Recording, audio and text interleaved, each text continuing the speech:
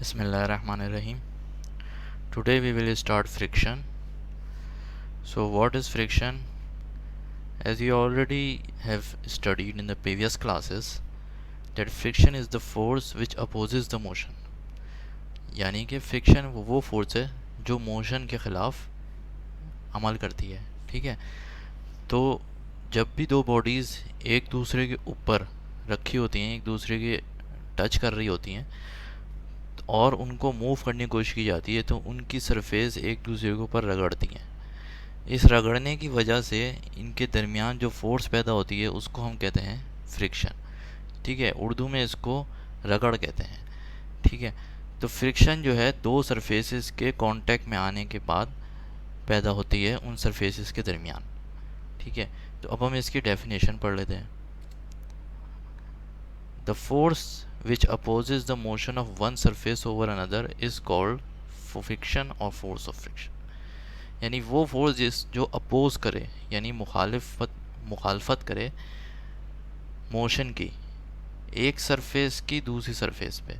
यानी अगर एक सरफेस पे कोई बॉडी रखी हुई है तो और वो मूव हम करवाना चाह रहे हैं उसको, तो फ्रिक्शन हमेशा उस मोशन यानी कि डायरेक्शन ऑफ मोशन के अपोजिट एक्शन करेगी. ठीक है. वो उसको रोकेगी मूव करने से. ठीक है. तो ये पैदा क्यों होती है इसके बारे में भी हम देखेंगे आगे. अच्छा, इसका it is denoted by F. It's SI unit is Newton. It is a vector quantity. ठीक है. ये फोर्स है तो इसका यूनिट न्यूटन ही है, और ये फोर्स भी वेक्टर क्वांटिटी होती है तो ये भी एक वेक्टर क्वांटिटी है. नाउ अब हम इसको डीपली पढ़ लेते हैं थोड़ा सा. नाउ अगर हम माइक्रोस्कोपिक व्यू लें दोनों सरफेसेस का. ठीक है. माइक्रोस्कोपिक व्यू यानी माइक्रोस्कोप में अगर दोनों सरफेसेस को देखें तो यहाँ पे इनके सरफेसेस में बिल्कुल स्मूथ नहीं होती बल्कि रफनेस होती है. रफनेस यानी सरफेस में इरेगुलरिटीज़ होती हैं. ठीक है. जिसकी वजह से ये एक दूसरे के अंदर इंटरलॉक हो जाती हैं. तो सरफेसेस में जो इरेगुलरिटीज़ होती हैं, ऊंच नीच होती है या अनइवननेस होती है, उसकी वजह से सरफेसेस आपस में लॉक हो जाती हैं. और फिर जब हम उनको मूव करने की कोशिश करते हैं तो वो सरफेसेस आपस में लॉक हुई हुई होती हैं. इस वजह से वो मूवमेंट में अपोजिशन पैदा करती हैं. ठीक है. मूवमेंट में रुकावट डालती हैं. तो इस वजह से हम इस फ्रिक्शन को मुख्तलिफ़ तरीक़ों से फिर ओवरकम करते हैं. सरफेसेस को स्मूथ बनाते हैं. जितना ज़्यादा सरफेस स्मूथ होगी उतनी फ्रिक्शन कम होगी, और जितना ज़्यादा सरफेस ब्लंट होगी उतना ज़्यादा जो है आपकी फ्रिक्शन ज़्यादा होगी. अच्छा, अब हम पढ़ते हैं लिमिटिंग फ्रिक्शन. अच्छा, फ्रिक्शन जो होती है वो उसकी वैल्यू कभी भी कांस्टेंट नहीं रहती. यानी कि जब हम इस पे अपनी फोर्स यानी किसी बॉडी को मूव कराने की कोशिश करते हैं तो फ्रिक्शन हमेशा ज़ीरो से स्टार्ट होती है और फिर बढ़ती चली जाती है और एक ख़ास वैल्यू पे पहुंच के रुक जाती है. सही है. मैक्सिमम फ्रिक्शन उसको कहते हैं, और उस मैक्सिमम फ्रिक्शन का नाम है लिमिटिंग फ्रिक्शन. ठीक है. तो हमेशा फ्रिक्शन ज़ीरो से स्टार्ट होती है और बढ़ते बढ़ते बढ़ते लिमिटिंग फ्रिक्शन एक मैक्सिमम वैल्यू पे जाके रुक जाती है, जिसको हम लिमिटिंग फ्रिक्शन कहते हैं. तो इसकी डेफिनेशन भी है the maximum force of friction which just stops the body from moving और sliding is called limiting friction. तो अगर आपकी फोर्स यानी जो आप किसी ब्लॉक पे या बॉडी पे लगा रहे हैं, अगर वो फोर्स लिमिटिंग फ्रिक्शन से ज़्यादा हो जाए तो वो बॉडी फ्रिक्शन को ओवरकम कर लेती है, यानी फ्रिक्शन के ऊपर काबू पा लेती है और मूव करना शुरू कर देती है. जब तक वो लिमिटिंग फ्रिक्शन की वैल्यू से कम होती है आपकी फोर्स, बॉडी मूव नहीं करती, क्योंकि आप फ्रिक्शन जो है ना बॉडी को मूव करने से रोक रही होती है. तो लिमिटिंग फ्रिक्शन वो फ्रिक्शन होती है, वो मैक्सिमम फ्रिक्शन होती है जो स्टॉप करती है बॉडी को मूव करने से या स्लाइड करने से. ठीक है. तो मैक्सिमम वैल्यू होती है ये फ्रिक्शन की. तो इसमें भी यही दिखाया गया है कि जैसे आपने फोर्स लगा रहे हैं एक संदूक पर या किसी चीज़ पे, तो वो एकदम स्टार्ट मूविंग नहीं हो जाएगा. ठीक है. एकदम मूव करना स्टार्ट नहीं करेगा, बल्कि एक ख़ास वैल्यू पे जिस पे आपकी फोर्स बढ़ती चली जाएगी और फ्रिक्शन भी उसके साथ बढ़ने लगेगी। तो जब ये दोनों फोर्सेस आपस में बैलेंस हो जाएंगी, ठीक है, एक फ्रिक्शन एक एक ख़ास वैल्यू पे जाके रुक जाएगी और फिर आपकी फ़ोर्स उससे भी ऊपर चले जाएगी, उससे भी ज़्यादा हो जाएगी, तब वो संदूक या वो जो जो भी ऑब्जेक्ट है वो मूव करना स्टार्ट कर देगा। इसलिए जितनी ज़्यादा भारी चीज़ होती है उसको मूव करना उतना ज़्यादा मुश्किल होता है, क्योंकि उस पर उतनी ज़्यादा फ्रिक्शन लग रही होती है। ठीक है, तो इसी तरह अलमारी को मूव करना, किसी बड़े ऑब्जेक्ट को मूव करना इसलिए मुश्किल होता है। अच्छा, इसको हम अगर ग्राफ में देखें तो ग्राफ में भी इसी तरह है कि वैल्यू जो है पहले ज़ीरो है यहाँ पे, ठीक है, फिर ये फ्रिक्शन बढ़ती जा रही है, अप्लाइड फोर्स हमारी बढ़ रही है और यहाँ ये फ्रिक्शन की वैल्यू बढ़ रही है। तो एक लाइन बनेगी स्ट्रेट लाइन, ठीक है, फ्रिक्शन बढ़ती चली जाएगी और इस वैल्यू पे पहुँच जाएगी जिस पे ये मैक्सिमम वैल्यू है फ्रिक्शन की। ठीक है, तो फ्रिक्शन की इस मैक्सिमम वैल्यू पे पहुँच के फ्रिक्शन बढ़ना बंद हो जाएगी। इसी वैल्यू को हम कहते हैं लिमिटिंग फ्रिक्शन। तो लिमिटिंग फ्रिक्शन से ऊपर नहीं जाती। ठीक है, तो लिमिटिंग फ्रिक्शन से ज़्यादा हमारी वैल्यू हो जाएगी तो फिर मोशन स्टार्ट हो जाएगी और फिर बॉडी मूव करना शुरू कर देगी। तो ज़ीरो से लेके लिमिटिंग फ्रिक्शन, ये जो फ्रिक्शन होती है जिसमें बॉडी मूव नहीं करती इस दरमियान, उसको हम कहते हैं स्टैटिक फ्रिक्शन भी कहते हैं उसको, ठीक है, क्योंकि ये बॉडी को उस वक्त मूव नहीं कर रही होती, इसी वजह से वो वैल्यू क्या कहलाती है, स्टैटिक फ्रिक्शन। नाउ अब हम पढ़ते हैं coefficient of friction. It is defined as the ratio between limiting friction and normal reaction of the surface. ठीक है, अब ये नॉर्मल रिएक्शन क्या चीज़ है। नाउ अब आप देखें, ये एक ब्लॉक है, ठीक है, इसके ऊपर एक पुल फोर्स यानी कि खींचने वाली क़ुव्वत इधर लग रही है, जो जो हम लगा रहे होंगे यहाँ पर, ब्लॉक को इधर मूव करने की कोशिश कर रहे हैं। ठीक है, पुलिंग फोर्स है। उसके अपोजिट जो लगेगी वो फ्रिक्शन है। ठीक है, फ्रिक्शन इसके अपोजिट लगेगी। यहाँ तक तो हमने बात कर ली थी कि जब भी हम पुलिंग फोर्स लगाएंगे, अपनी फोर्स लगाएंगे, तो फ्रिक्शन हमेशा उसके अपोजिट लगती है। ठीक है, अच्छा, एक चीज़ जो होगी वो होगा वेट ब्लॉक का। ठीक है, हर बॉडी का वेट होता है, तो इस ब्लॉक का वेट इसको नीचे की तरफ धकेल रहा होगा। और जिस सरफेस पे ये रखी है, इस वेट को बैलेंस करने के लिए वो सरफेस एक रिएक्शन लगाएगा, जो हमने पहले पढ़ा था कि न्यूटन्स के थर्ड लॉ के मुताबिक कि हर एक्शन का एक रिएक्शन होता है।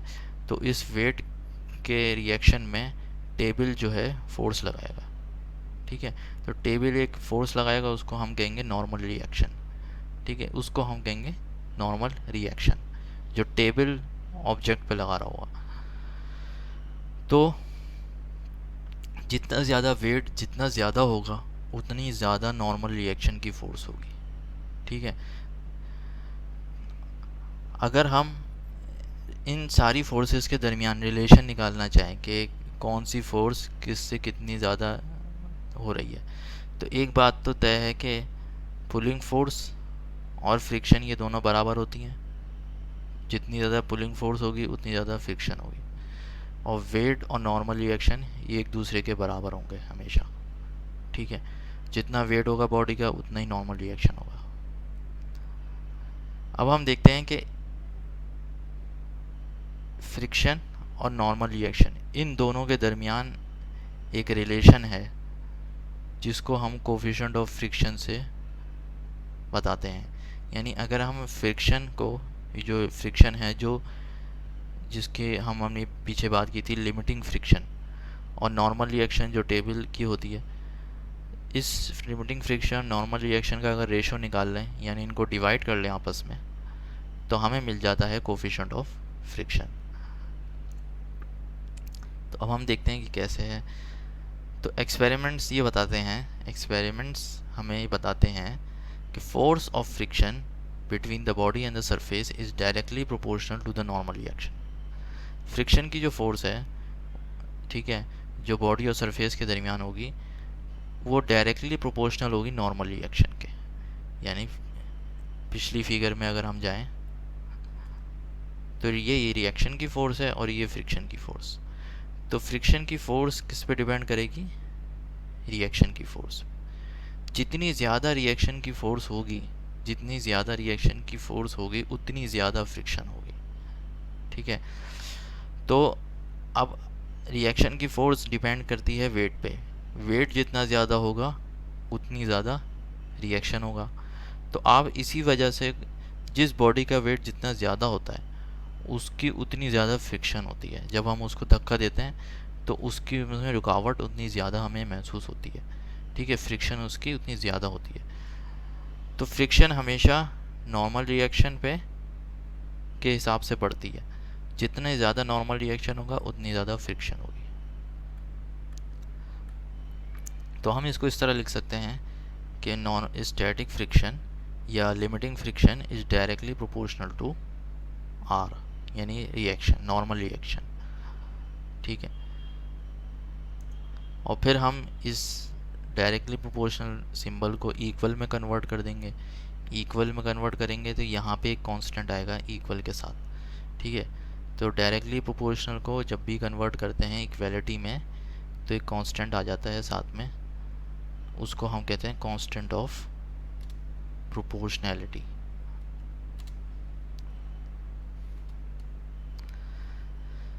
Mu is constant of proportionality and is known as coefficient of friction. तो ये जो म्यू कांस्टेंट है जो इस प्रोपोर्शनैलिटी की वजह से आया है म्यू, इसको हम कहते हैं कोफिशिएंट ऑफ फ्रिक्शन।